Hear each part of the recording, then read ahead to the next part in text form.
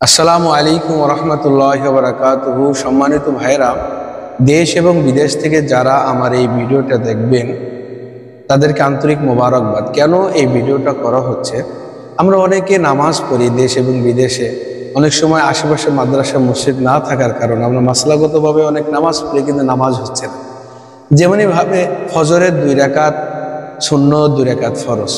আমরা অনেক সময় মসজিদে গেলাম এমন এক সময়ে, যে সময়ে মসজিদের ইমাম সাহেব জামাতে নামাজ পড়াইতেছেন এবং নামাজ শেষ, শুধু তাশাহুদে বসা আছে। তো আপনি এমন সময়ে ওই জামাতের সাথে শরিক হইলেন।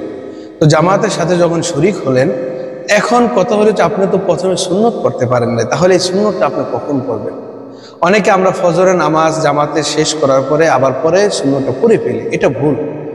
আসল মাসলা হইল, ফজরের যখন 2 রাকাত ফরজ নামাজ পড়ে ফেলবেন, এই সুন্নত 2 রাকাত নামাজ সূর্য উদয় হওয়ার পরে 23 মিনিট পরে, অর্থাৎ দ্বিপ্রহরের আগে এই সুন্নত নামাজটা আপনি পড়তে হবে। এটা হলো সঠিক মাসালা। আপনি আইসা সময় পাইছেন, সুন্নত পড়ছেন, ফরজে শরীক হয়েছেন, কোনো অসুবিধা নেই, এটাই নিয়ম। তবে যদি আপনি সুন্নতের সময় পান নাই, কিন্তু ইমাম সাহেবের জামাত তরক হয়ে যাবে, জামাত শেষ হয়ে যাবে, আমি যদি সুন্নত পড়ি, তাহলে সেই ক্ষেত্রে আপনি আগে ফরজ পড়ে ফেললেন, সুন্নতটা পড়ার সময় আছে কিন্তু তারপর সুন্নত পড়া যাবে না।